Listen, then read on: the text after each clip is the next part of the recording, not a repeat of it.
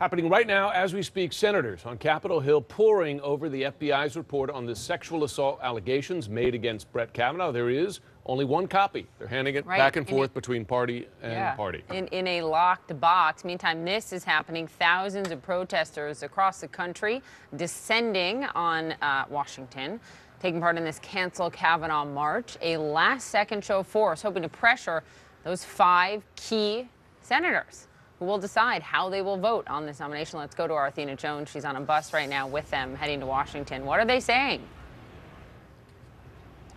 Hi, Poppy and Jim. I'm on a bus, one of several buses heading to Washington to protest the confirmation of Kavanaugh. These folks on this bus are angry. They're sad. They want to do something. They want to deliver a message to this group of undecided senators. As I mentioned, this is one of several buses heading down. This is one organized by the Women's March. There's also a bus. There are a group of people the American Civil Liberties Union has pulled together, 130 folks coming in from Alaska. So this is taking place all over the country. We're talking about these undecided senators. And I've spoken with Elizabeth Kennedy. She was one of the first to arrive at 4 o'clock this morning. She's from Maine, and while she's registered in New York, she has family in Maine who are constituents of Senator Susan Collins. You talked to me earlier about the impact Susan Collins' vote on Kavanaugh, for or against, will have on her legacy. What is the message you want to send to her?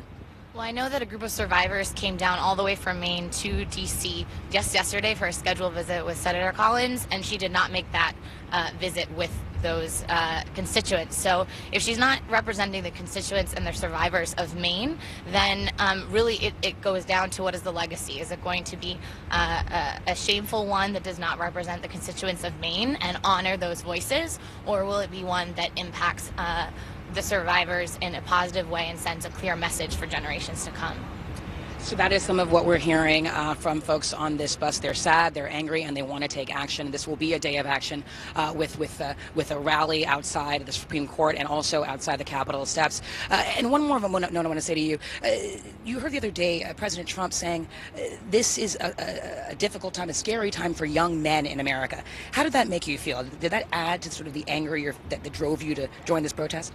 I think it's deeply problematic and concerning because it's sending a message that it's not just about believing survivors, it's about the fact that we don't care about their experiences, and that includes men.